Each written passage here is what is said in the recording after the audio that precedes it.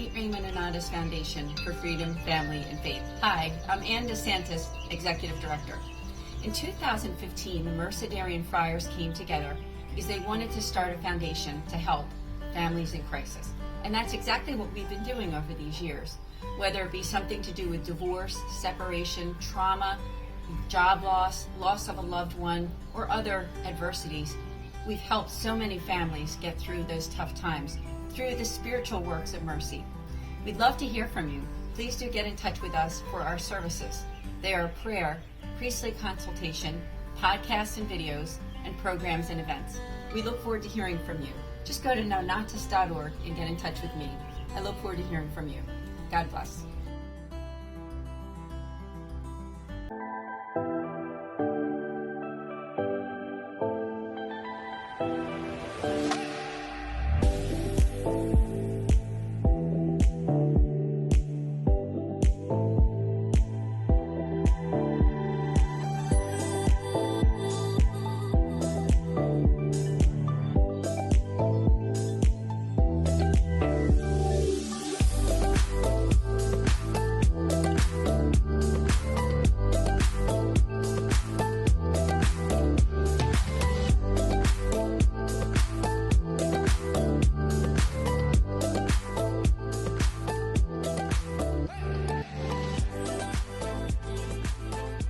Fiat Ministry Network and Patchwork Heart Ministry present Journeys in Faith.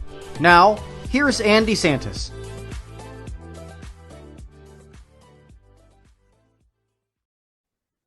Good evening. Welcome to Journeys in Faith here on Fiat Ministry Network. Anne DeSantis here, and we're in our third season, coming to the close of our third year in podcasting, and we're so grateful because I have another wonderful guest for all of you this evening. I have Dominic Borchers.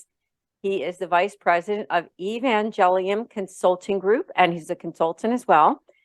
And I've been getting to know him over the last few months with the foundation that I represent, the St. Raymond Anonymous Foundation, where he's been trying to help us in what we do in making that outreach to families in crisis with the work that he does in evangelization. Welcome, Dominic. Thank you so much for being a guest on this podcast. Thank you. My pleasure. Yeah, it's great because you are doing some really, truly amazing things, but it all really starts with your own personal faith journey. And I know you are a person of deep faith, and you have a long bio, which I won't read all of it because I want our audience to hear it directly from you. So tell us about your own personal faith journey, whatever you wish to share, and how you became closer to Christ on your faith walk. Yeah, sure.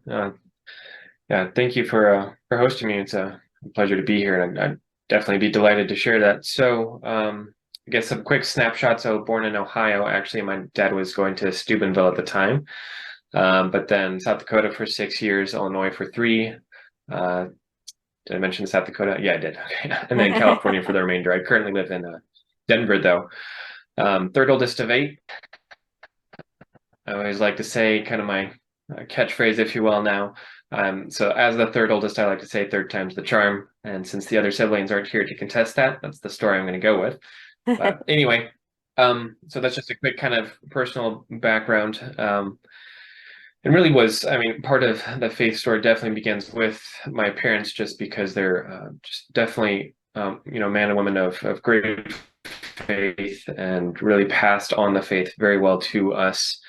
I've come to appreciate more and more my parents as I've met others and just encountered other families, and how there's just so much brokenness in the family, and what a gift it is that, first and foremost, that my parents aren't divorced. That's kind of a minority almost nowadays, which is so sad. And then even beyond that, that they were just really good witnesses of the faith and of love and fidelity, and so many other fundamental things. So definitely huge kudos to them, shout out to them for what they did, because it's not like I did this all on my own by any means. They definitely spent many hours, blood, sweat, and tear, all that stuff of parenting to make me who I am today. So huge thanks to them. Let's see. Born and raised Catholic. My dad has kind of always worked for the church in different capacities. So just kind of, spoon fed the faith, if you will. But it was also, as I've more than alluded to, just a real priority for our family. Not that we're all saints by any means, but it really has been a priority for the vast majority of us, at least for a very long time. So that's a huge help. All of those things add up to being just a huge help in the faith journey. But I'd say, I really didn't take it personally and deeply until later. It was more of that spoon fed, if you will, a little more superficial. After my first year of college, I went to Christendom College, a small private Catholic college in Virginia.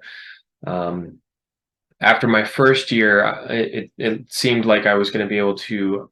Each year, it was we were told that it was going to be cheaper, but then for various circumstances, it ended up being more expensive. So we had to take a real pause and just ask, do I just go for another year? Because that's pretty much all that we could afford between my parents and I, and or do I kind of do, there are like lots of different options. Go back for another year, but then stop and then work, or just stop altogether.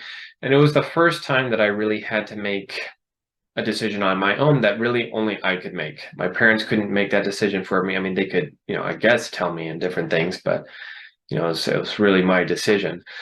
So that just really woke me up to the reality of life, because I'd just been cruising down the river.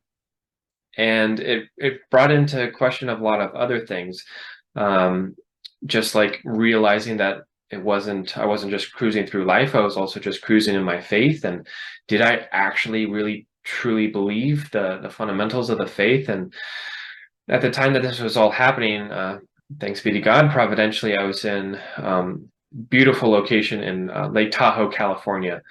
Just absolutely gorgeous. And so I remember distinctly went down to this one creek, and I sat down there for over an hour and just really wrestled with personally, like, do I actually just even believe that God exists? Like, really, not just like, yeah, sure, but like really wrestling with that. And just being surrounded by all the beauty, that was really in many ways the greatest defense, because there's just no way I couldn't fathom in any way, shape, or form that was just an accident, that this was just an accident, and so much more. So that's when my faith really started becoming a lot more personal and deep, and all of that, and just growing from then. And then I did end up going back to Christendom. They offered me a working scholarship, which was fantastic. Really, the only way that I was able to go through. So that all worked out very providentially, and just being surrounded by great young Catholic people who are also serious about their faith and their education and all that was great. But really, I think it was, again, providential that I went back to Christendom, because I think what I'm coming to realize is perhaps the most profound thing that happened to me spiritually, really bar none, in many ways, really one of the most formative and important, was I was taking a class just on one book. It was called Christ and His Mysteries by Blessed Columbia Marmion. Highly recommend it. And he had this one really kind of brief meditation on the hidden life of Christ. And I was supposed to present it, and I was a senior. So like a good senior, I started to prepare for the presentation the night before. Don't recommend it, but that's usually the way it goes. And I was reading it, and I've always been fascinated by the hidden life, because like, what the heck did the God-man do for 30 years, basically? Like, we know so little. Or at least very little is contained in Scripture. So I was really thrilled to present on this and read on it and study it. And Blessed Marmion's first kind of how to put it, he started off by just saying he really did nothing. Like, he went to Nazareth, he was home, he was subjected to Mary and Joseph, he worked, she kind of lived a normal life, and like, that is so disappointing. Like, there's nothing else. And he's like, no, hold on. There's definitely something else. And what he pulled from that was this profound meditation on the absolute necessity of developing an interior life, of a prayer life, of having that deep prayer with God. Because he ultimately said Christ, as God made man, by, just doing nothing for 30 years, is probably trying to say something super, super, super, super important. And his takeaway from that, if you will, was he's, we're so Christ is the exemplar in everything. And if he spent 30 years doing something, not nothing, but something, which really he would say is like his preparation for his ministry. Obviously, with Jesus, it's messy because he's God and man. So how much preparation did he really need and all that stuff? But as the exemplar part, it's like he was really emphasizing the preparation for ministry, 30 years of it for only 3 years of ministry. But I mean, look what he did in 3 years. So he, at the end of it, his kind of exhortation was, you basically have two options. And this is kind of the model that I've seen in the church in many ways. It's like option one is you're just busting your butt like crazy for the church. And everyone's like, you're doing great. It's so awesome. And you have no time for prayer or retreats or reflection or really spending and dwelling with, the word and really getting to know Jesus as a person, like all of that stuff. So that's like option one, which happens more often than not. Or option two is you actually do make the time for prayer, reflection, retreats, you soaking yourself in scripture and grace and all of that stuff. And so Marmion is like, that's what Jesus did, and look what he did. Highly, highly recommend you do the same as well. And it just rung me like a gong, because I just knew it was true. And that was just so defining for me again.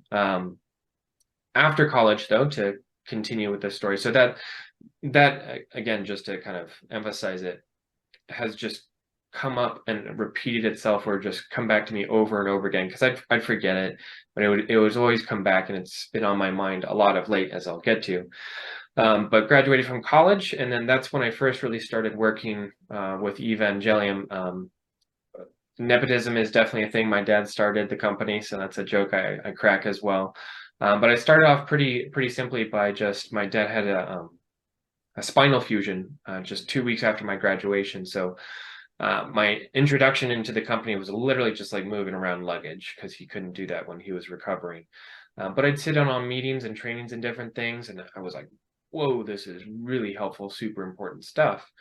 And as I look back over the years, what I've realized, it's really kind of been kind of good old-fashioned apprenticeship, where I literally started just initially helping, just moving luggage, and just over time did more and more. So that was kind of my humble beginnings, if you will. And then there was a spell for 3 years, though, a couple years after graduation, that I was in seminary for the Diocese of Oakland for 3 years, which was extremely formative, very, very helpful. I mean, it was just such a blessed time, hard time in many ways, just a lot of growth and interior development and different things, but very blessed. And but I discerned out of that, still kind of more than kind of discerning.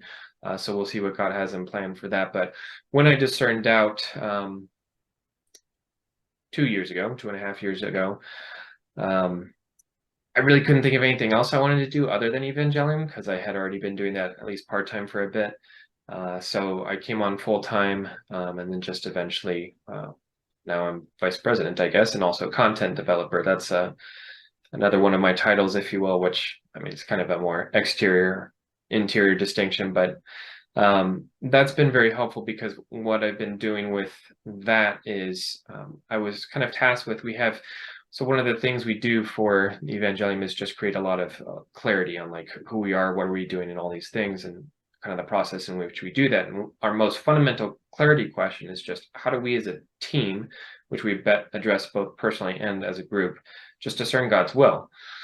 And what was interesting is just how teams would sometimes really struggle with that, which we realized we'd come into it with a lot of presumptions that people knew how to pray, had good formation, actually had a relationship with God, all those things, and that just wasn't the reality. So just in the process of wrestling with that, and then really still reflecting on Blessed Columbia Marmion's call to really just kind of slow things down and really have grace working more through you, so that what you're doing is more of a divine endeavor rather than a human endeavor, paired with Evangelium's content, which is heavily based on Patrick Lencioni's methodology, mostly his book, The Advantage and the 5 Dysfunctions of a Team.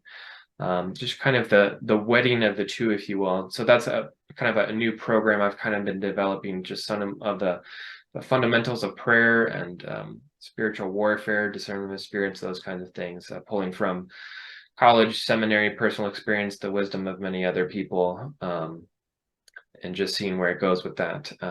So that's something in development, but we'll see where God directs that. But I think that's probably good enough for now. I know Right, pretty much out of exactly. time. No, we're good. But I just want to thank you for doing such a great job with you presenting your story, because we all have that personal story, and so do you. And it seems that you had faith from the beginning. We all have struggles, right? I mean, throughout our Sure. lives, but somehow, Yeah. some way, God has brought you to where you are now, and you're Yeah. on that journey very close to Him and doing His work. And so we do have a whole lot more to discuss when we come back from our commercial break with Dominic. So stay tuned. We'll be back in just a few minutes with Dominic Borchers.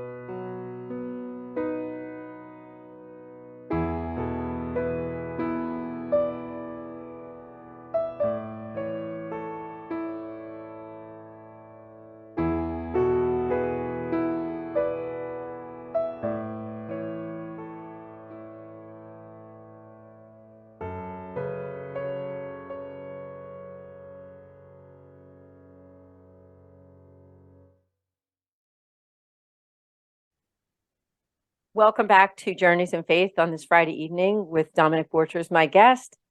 And he talked about his faith journey. He is the vice president of Evangelium Consulting Group. He's also a consultant. During the first half of the show, you did mention the word clarity, and you talked about teamwork. And I know you talked with me about that regarding the work that I do with the foundation, the St. Raymond Donatus Foundation. Mm-hmm. Talk to us a little bit more about that and exactly what Evangelium does, because I would love for our audience to learn more about what you do. And maybe, some people who are watching, they might be interested in contacting you. Sure. Yeah. I'll give the kind of the quick summary. So I guess essentially what we do is we really try and help teams function together better. So like on a well, I can't think of the term, but like what we do is organizational health. And most people hear the health part and they think it's kind of medical, but it's really about organizational health.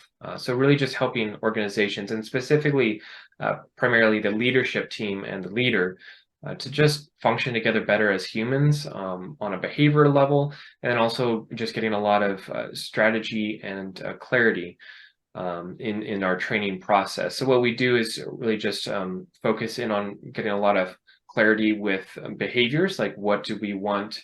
Well, it's not so much what do we want, but really focusing on fundamentals like most fundamentally, do we actually truly believe that we are beloved son and daughters of God, and therefore the foundation of our behavioral interaction truly is love. Not because we can't give what we don't have, and if we don't have that, it's kind of like, well, good luck. It's probably gonna be a little more tricky, unfortunately. So really, just some focus on that, but then off of that kind of bedrock is the foundation of like trust, and not just like predictive trust, like, oh, I trust this person's going to show up on time, but like really just knowing the person as a person, and being able to say the harder things and trust that they're not only going to get their job done, but just being able to trust them so that you can be more vulnerable and say things like, hey, I'm really sorry I messed up, or hey, you're better at this. And when you have good trust, then you can have good conflict.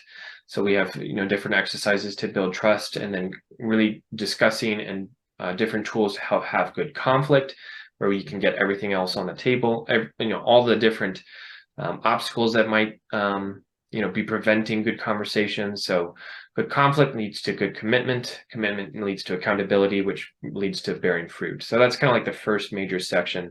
And then we have a bunch of different clarity questions. The first one I already mentioned is just like, how do we discern God's will? Secondly is like, why do we exist? And actually being super clear on that. And it's meant to be like aspirational, but also very practical, because it's literally what's supposed to get you out of bed in the morning. Like, this is why I'm getting up, super early for this program or whatever, or I'm sitting through this boring meeting, or why I'm engaging in good, healthy conflict because it's a little uncomfortable at times. Really clearly identifying that. So different clarity questions too then are like, what are our behavioral values? What are our functional anchors, if you will, like the three things we want to functionally be all about? Patrick Lencioni calls them strategic anchors. And just getting more and more and more practical, all the way down to like who actually is doing what, and reassigning the work, maybe a little bit redistributing it, or just being super, super concrete about how different things are getting done. So those are kind of like the first two major steps. And then it's really just creating a culture around that and reinforcing it through like the human systems, just making sure you don't hire someone that doesn't fit that, those kinds of things. So that's kind of the quick synopsis, if you will. Yeah, I love the beginning introduction, and it draws people in to check out your website. What is your website? If you could list that out for us so that we have our audience can go and check it out. Yeah, I think if you just Google evangeliumconsulting.com, I'm pretty sure that's the link. But if you just Google Evangelium Consulting Group, we'll pop up right up top. So yeah. Great, great. And what would be those initial steps? So someone contacts you and they're interested. Maybe they work for a nonprofit or a business.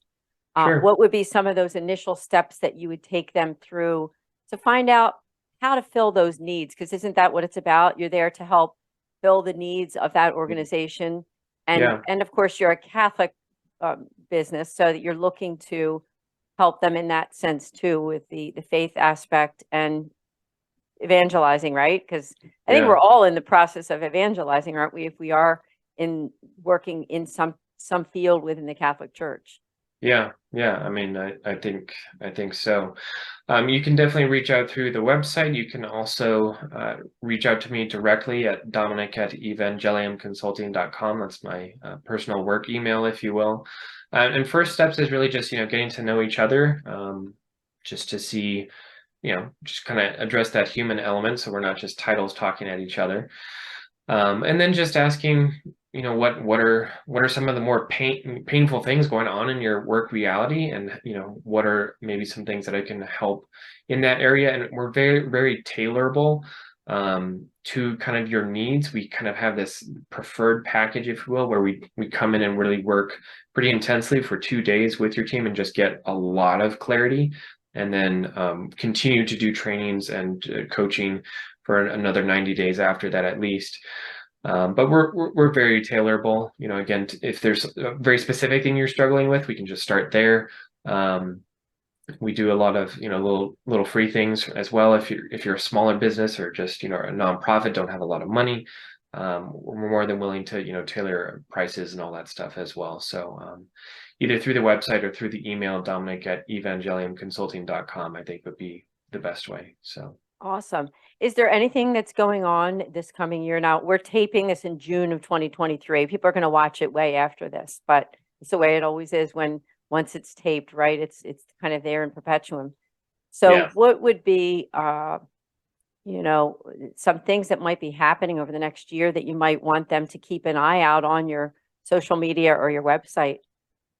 Yeah, I don't think there definitely are a number of things percolating. I kind of have already alluded to kind of the second dimension, the more spiritual dimension, of just like asking deeper questions like, how's your relationship with God, the Father, Son, and Spirit, and really going deeply into those, and spiritual warfare, and just different fundamentals that I found to be super helpful, and that there isn't a whole lot of exposure to more often than not. So just like the development of that program, that's, I think, in the works, but that might, I kind of get the sense that's going to take a little bit longer. It's been coming up more in prayer that I really need to be more of a student of the material before I kind of presume to present it. I think, I'll allude to different things because the material is there. I have had experience with it, but I don't think we're going to have a super solid program anytime soon. I think it's something that really needs to just that I need to soak in myself first before I again presume to fully teach it. And there's some other things, but not really that I can disclose. So I think for now, nothing really to like, hey, keep your eyes out for this just yet. So Right. But we will, we will keep an eye. I would say that, and we have discussed this before, the nonprofit that I represent as executive director helps families in crisis. And of course, as you and I know, and as our audience knows, crisis comes in all kinds of different packages, doesn't it? Yeah. Somebody might be watching this and maybe their family or even their nonprofit or their business is in crisis. Yeah. How do you think that maybe as we come closer to the end of the show, how would your organization be able to help those people who are in some kind of a trauma or adversity? Because, I think in some way, shape, or form, all of us have either been in crisis or we're there right now, right? It happens to all of us. Yeah. Yeah. And I guess it would really depend on the crisis. And so, we're more specific to organizational health. But what we have found is that what we address is just really deep, fundamental things about life. So even though what you might be going through is kind of on a more surface level, a financial crisis or different things, we wouldn't be able to help specifically with the financial things, but they're more often than not are underlying, human dimensions, like people just aren't getting along well, or there's like incredible tension and, these two people just hate each other and they're not working together well. Like there are a lot of like deeper realities that can lead to more surface diagnosable things like financial issues or other things. And again, it kind of not really a plug, but what I've been meditating more on and pondering is just that, and even underneath that are like these spiritual dimensions of like, how's your relationship with the Father? Like, do you actually believe that he's good and loving, and like, those kinds of things. So I think if you are, struggling with different things, especially on a behavioral strategic clarity, or whatever, like I'm more than willing to, if even if you are a family, to reach out to me and just, like I'm really having trouble having conflict with my wife, and I can just point you in the direction and even do some coaching on, some of the stuff and material that we use. Because again, it's just fundamentals. So more than willing to help in that area as well. But I think it would just, the conversation would bring out, hopefully, more of what's really the underlying issues. Obviously, there are probably going to be some more immediate fires that might need to be put out, and maybe we can help with that, maybe not, but that would come up in the conversation. So doesn't hurt to reach out. I'd love to help if I can, and if I can't, I will tell you. I'm not gonna like just try and help if I know that's out of my ring of expertise. So Right. Yeah, no, I agree with you 100%. And I've had some interaction with you, as I said, through work. And one thing I noticed is you are a very good listener and able to help people with diagnosing, right? And maybe we should do another episode at some point in the future, but you have a whole a survey that you give to people to help to see where they're, now I'm probably saying this incorrectly, but those different types of personalities that we all have in terms of the way that we see the world. Sure. And we probably need a lot more time to talk about that on another show. But maybe before we end, just tell them just a tiny bit about that, because I do think that was very helpful, because I took that survey and I thought it was extremely helpful the way that you explained it to me. Okay. Yeah, great. Well, glad to hear it. Yeah, so what you're not more than alluding to is the working geniuses. So this is Patrick Lencioni and his for-profit company, the Table Group, have quasi recently come out with this. And what it does is that it identifies that there are really 6 major steps to completing any sort of project, from its initial conception to actual completion. And each of those 6 different steps, which are wonder, invention, discernment, galvanizing, enablement, and tenacity. I won't go into the details for right now what those are, but you can kind of intuit the general principles. But each of those 6 different steps correlates to a different working genius, and each of us have 2 of these God-given natural talents. So for example, like my 2 geniuses are wonder and discernment. So very much kind of head in the clouds more, if you will, which is kind of a plus and a minus. And then the discernment part, that's where I just have this natural ability, a gut instinct to just intuit and discern different things, which I think you alluded to as well. And if I remember, I know tenacity was one of your geniuses. What was the other one? Was it was the other one on the bottom, I thought. Yes, it was. Yes. Excuse me? Was it enablement and tenacity? I the last think it two? might have been, yes. Yeah. Okay. So anyway, but it's a great, helpful little tool, and even on a family level as well, just like for like assigning work, because it's, if you want a project to go smoothly, just going from beginning to end rather than jumping around can give a lot of different clarity. So, but yeah, the Working Genius is the tool that you're talking about. Yes, it's amazing. I would highly recommend it. In fact, I'm going to recommend to those watching is that get in touch with Dominic and have him administer this this Working Genius survey with you, and so you can find out. And I believe I could be wrong, but I believe you do that complimentary. Yeah, Or is absolutely. there a charge for that? Oh, wow. Then it's a win-win. I mean, I want to highly recommend it to everybody watching that you can, take this survey, and I think you will really get something from it. And Dominic can explain further exactly who you are, and then the ways that you can use that Working Genius to help your family, your nonprofit, your business, your group, your church, your organization. So there's so much you can do with it. Yeah, It's great. even just as an individual, just further knowledge of yourself and what are the things that you more generally will love. Even too, you can go to just theworkinggenius.com and take the test yourself. I think it costs about $25, so there is that fee. But you can do it, that way. And there's a free podcast too. I think it's just the Working Genius podcast. So for further free information as well. Awesome. It's been an honor to have you on this podcast, Thank you. Dominic. I would love to have you back again next season. Do you have any final words before we end? No, I don't. I guess one concluding thought would be just really trying to re-emphasize, or just another plug for what Blessed Columbia Marmion said, that I think really what I've come across more professionally with the teams that I work with in the church is they tend to be doing just too much, and it's really being done on a human level, and there really isn't that emphasis and time for prayer and attunement to the Holy Spirit, and really just tapping into the ocean of grace that is at our footstep, or at our feet, if you will. So if you're struggling in your parish or life, or just family, just anywhere, I encourage you to just maybe take a step back, slow things down, and really try and tap into that a little more, because I think what you'll find is that God's grace and life and inspiration will flow through you more, and will just bless everything that you do so much more than you can do on your own. So I think that's what Beautiful. I 100% agree, and I thank you so much for being a guest. As My we're pleasure. we only have one more episode until our last episode of this season. So thank you again, Dominic, for being a guest. My pleasure. Yeah, thank you.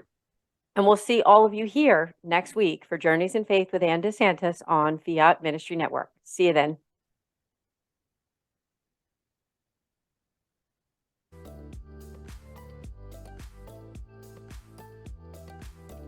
Journeys of Faith is a production of Fiat Ministry Network and Patchwork Heart Ministry. For more information about Journeys of Faith, email info@fiatministrynetwork.tv. And be sure to friend, follow, and like us on social media. Just search Journeys in Faith with Anne DeSantis.